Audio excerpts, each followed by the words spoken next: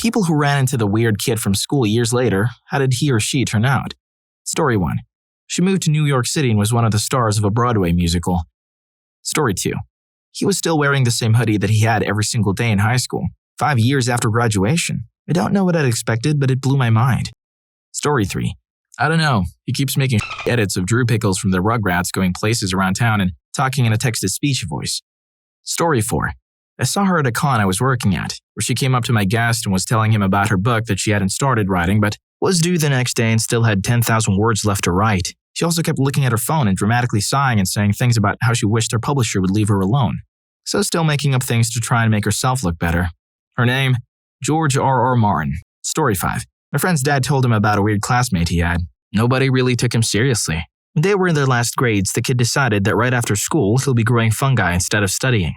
Everyone laughed at him. Guess what? Right now, he owns probably the largest organic farm business both in the country and most likely in the whole region. Story 6. Girl in high school used to really be herself. Super into anime, just assumed she was shy, so I'd make a point to have small chats with her every day. Until one day she said her pillow wasn't f***ing her right.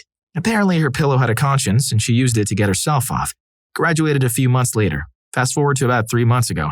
I'm making coffee at a cafe when said girl walks up to me. She's super polite and bubbly. But as I ask how her day is going, she tells me the demon that had taken advantage of her was actually her guardian angel, and she needed him around or something. Haven't seen her since. This was a wild ride. Imagine how the pillow felt. Story 7. I had a mate at uni who would continually make stuff up. We learned to take everything with a pinch of salt, but eventually, he lost everyone because those small lies eventually made everyone upset in a kinda, why even lie about that? None of us care way. Last I heard, 10 years later, he's still acting like a 20-year in college and claiming that his new job will open loads of doors for him. Story 8. My dad told me about a kid he went to high school with who used to sit in the back of the class mumbling and giggling to himself all the time. Occasionally, he'd pick his nose and eat the results. Despite this, my dad said he was apparently really smart and got all A's. He told me the guy's name, and since it was pretty distinctive, I looked him up online. He was a federal appeals court judge. Now, he giggles to himself and eats his boogers while going through the appeal matters and making a ton of money. Such a good life. Hey guys, just a quick side note. If you like listening to the stories and love how I deliver them, please press the subscribe button and click on the notification bell so you'll get notified of my future uploads. Thanks. Now back to the stories. Story 9. He is so much happier than when he was in high school, where people would physically assault him, harass him, and mock him. He has autism and is obsessed with Batman and sharks. The last time I saw him was 2 years ago, when I was walking around my friend's college and he was delighted to see me and even remembered my name. Then we caught up and he told me all about how he had been on vacation and got to go out in a boat and see sharks. I mean, Batman and sharks are both pretty rad. Story 10. He renamed himself Green Dragon of the West. He's a network engineer, so okay, I guess. The Green Dragon of the West rolls over its copper wiring horde. Story 11. I was one of the weird kids. I ended up taking some time off after high school before post-secondary, and somehow over that time I realized just how weird I had been acting and started to identify things that would be weird if I did them, then I stopped doing those things. I'm married to a beautiful lady and have 2 kids, and I'm pretty successful in my job. I just got a raise and a bonus this week. As a senior web application designer, I did okay in the end. I hated high school, but now I kind of want to go to a reunion just to show people I'm not weird anymore. Story 12.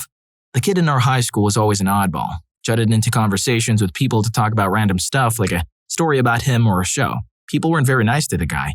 I kind of avoided him but ended up seeing him a lot when we became peer ministers together senior year. Peer ministry is a group of students who run retreats, charity stuff, and events like field day for the school. On the retreats, we led for the sophomores. One peer minister would give a speech about hard times in their life and how they overcame it. This kid got up to the podium, maybe 50 sophomores and 5 peer ministers all watching and snickering, and told us his story that made just about everyone tear up at best. When he was in 8th grade, his father took his mother's life, wounded him, and left him, then in a standoff with cops. This kid suffers from PTSD, and whenever he has it flare up, he runs to talk to someone and just starts talking to get it out of his head. He choked up and could finish his speech, and no one could really move. Everyone in school was much nicer to him from then on. Now this kid grew up into a frickin' man, graduated as one of the top in his class from the Coast Guard Academy, and is working on becoming a Coast Guard rescue helicopter pilot. He wants to be a Life-Star pilot, as that's what or who saved him when he was hurt. Story 13. In high school, he was always the awkward kid who had a very few friends. I spoke to him occasionally, but never struck up a friendship. He would spend a lot of time with teachers and have a very feminine demeanor, which led to bullying. Being a focus of bullies myself, I understood his pain a little. But being a wimpy teenager, I wasn't any good to anyone. Fast forward a few years and I'm doing the regular World of Warcraft player and university deal. I raid regularly and run a tight crew. I befriended my fellow raid leaders and 2 of them are dating. Let's give them the names of Jess and Tom. They're both great. On TeamSpeak, pre-Discord sadly, regularly and enjoy the banter. We're a group of 30 players, but I click better with a smaller group. Jess and Tom regale to me of how they met. Tom was a shy boy from Australia who met a girl. He plucked up the courage to ask her out one fateful day at the pub. I told them I also live somewhere close and we should meet up. I've known them for a year but never seen their faces. It's not uncommon and I decided to see how it goes. Well, I turn up and to my surprise, it's the kid from my grade in school. Both he and I are shocked that we had no idea for so long. The anonymity of online games and the nature of changes in age took us both by surprise. All was good, and I gained a new friend, too, since Jess was awesome. But for anyone familiar with online gaming, especially World of Warcraft, drama is never far away. Jess decided she wanted to change partners. We all fall out of love. I tell her to just be honest and deal with it. She doesn't and decides to try and cheat on Tom. I let him know and force the issue, but he's actually relieved because he wants to move on. He has been ignoring her and hoping she would get the hint that he wants to do something else. He tells me for the past few years he's wanted to transition, to go from living as a man to living as a woman. I'm glad he's found what he wants, but I'm a little surprised that he chose to because so much difficulty. Both of them did, instead of being honest. Well, Tom is now Samantha and decides to move away. She cuts off contact with anyone with a final reason to me as, I only knew you as a guy. You wouldn't get me as I am now. Best of luck. It was a strange adventure in my life that feels a little like a sitcom whenever I reflect on it. I wish her, both Samantha and Jess, the best in their futures. Story 14. In 2004, I had a computer class with James Holmes, the guy who was the suspect in the Colorado theater incident, my junior year of high school. He was a sophomore at the time. I never really talked to him much, but he hung out with a group of kids that were near where my group would hang out during lunch. It was a face that I would recognize walking through the halls. At the time, we had a number of mutual friends. One of my good friends is also named James, and had been given the nickname J-Doggy by Holmes, to avoid confusion. They were on the same soccer team.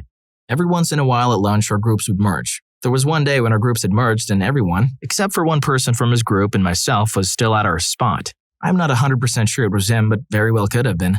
Whether this was him or not, while everyone else was gone, something happened when he started to talk about shooting up the school because people were so superficial and fake. I did not take him seriously, but I still recognized how dangerous and odd of a comment it was. As a result, I remember saying something like, you might be right about people being superficial, but you're better than that. If you did that, then you wouldn't be any better than them. Wouldn't it be better to prove them wrong with your own success? He then responded by saying something like, well, you guys are cool, so don't worry about that. But yeah, I guess you're right. After that, I never really saw him much or interfaced with that group much either. Oddly enough, he ended up also going to the same college I attended, UC Riverside. I had no idea that he even attended UC Riverside until after the incident in Colorado. Good on you for how you handled that interaction. Story 15. So she wasn't weird, but everyone thought she was and it made me so mad.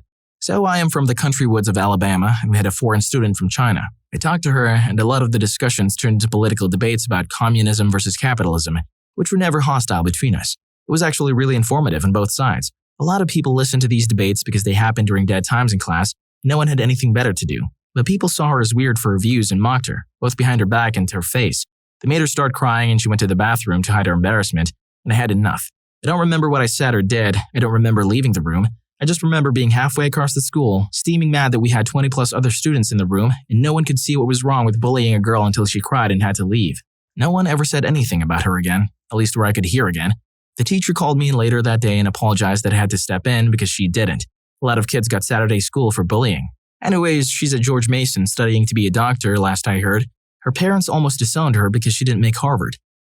Story 16. Came out as gay just after graduation and is living his best life as a drag performer. It wasn't so much that the school was homophobic, which it wasn't. It was just protecting his confusion about his sexuality into some weird behavior. Story 17. He's the same, just taller.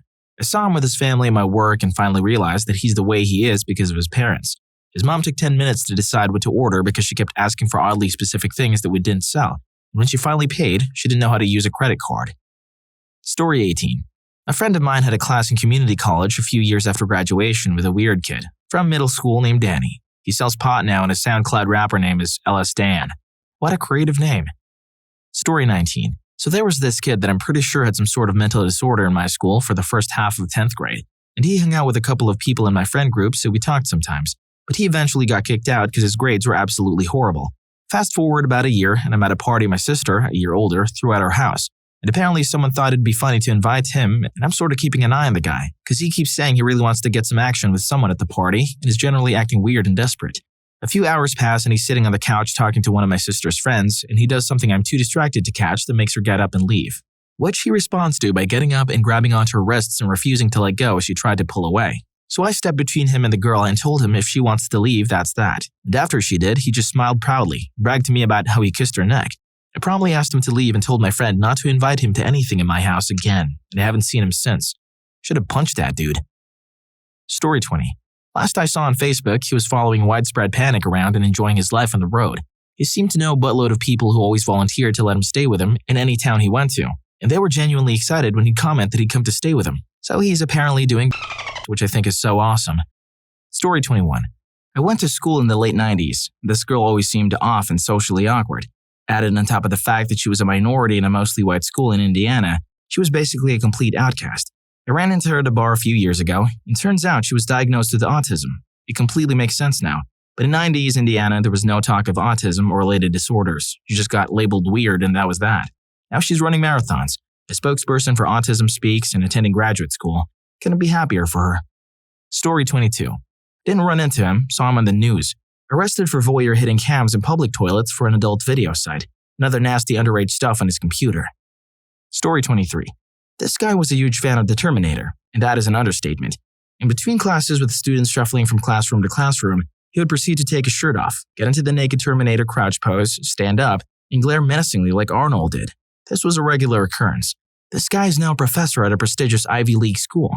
If he doesn't start each semester in the Terminator pose, he's seriously missing an opportunity. Story 24. Would eat frozen pizzas and Hot Pockets. Was a hardcore goth. I looked him up on Facebook, now he's a nuclear reactor tech and a sub in the US Navy. Story 25. He came to my job and knocked a bunch of merchandise to the floor right before it closed. Screw that guy. I don't know why I find this so hysterical. Just imagining someone coming in before closing and knocking off items like a cat. Lol. Story 26. A guy I knew from school and church was the weird kid. He was relentlessly bullied by everyone. I ran into his father a couple of years ago, 20 plus years later, and asked about him. He's now a Disney animator, apparently doing rather well. Come to think of it, he was always drawing. Story 27. He's still my friend. Still weird, just a bit more mature. I think he'll be single forever though. He gets girls, but never long term. He's just too unique. It will have to be a very certain person. Story 28. At a 10-year high school reunion, met up with two guys. One, who was captain of the football team, always had the hot chicks. You know the type. The other had been a painfully shy and awkward nerd that was shunned and made fun of. Overheard the conversation when the nerd instigated it with Mr. Football, which went something like this. Hey, how have you been doing yourself? Mr. Football said he was in the Navy, I forgot the rank, and was a cook at the brig, aka Navy jail. Nerd replied, hey, I joined the Navy too. He went on to very humbly say he was a lieutenant commander fighter pilot and was working on his PhD in some sort of engineering field. He walked off, true revenge of the nerd.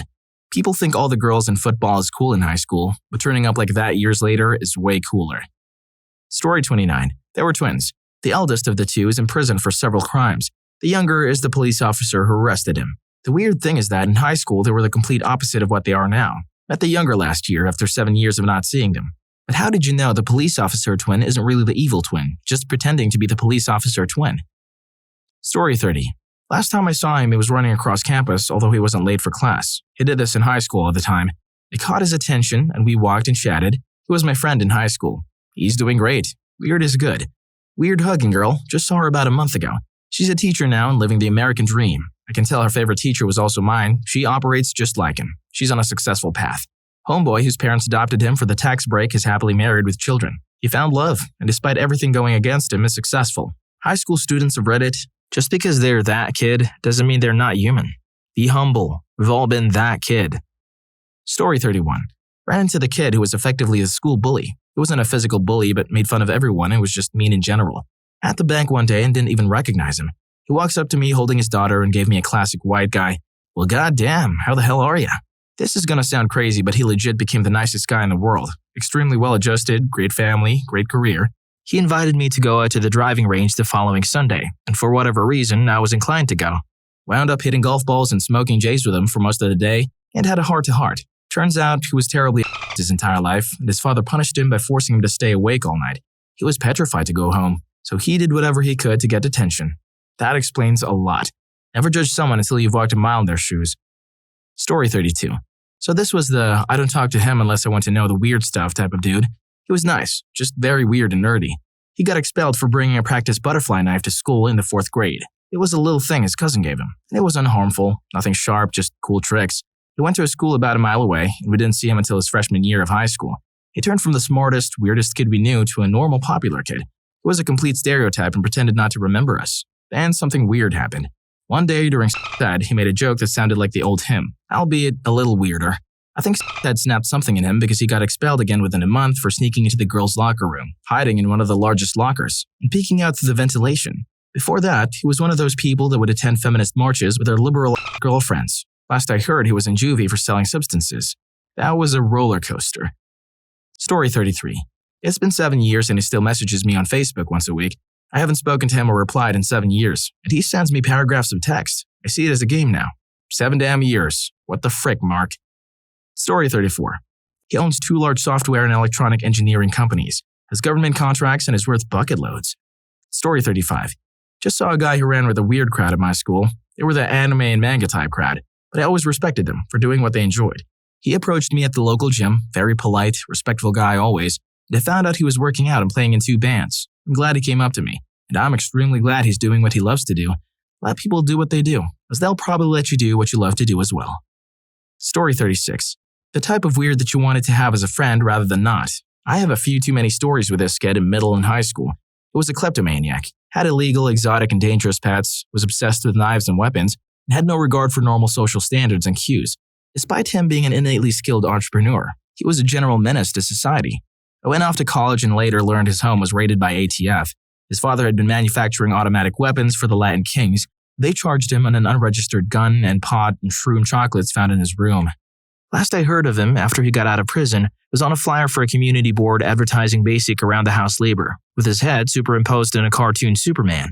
To be honest, that entire deal seems like the dad's fault. Imagine growing up in a setting like that. Ugh, no wonder he was weird. If you enjoyed this video, make sure to check out this next video. The YouTube algorithm really thinks you like it.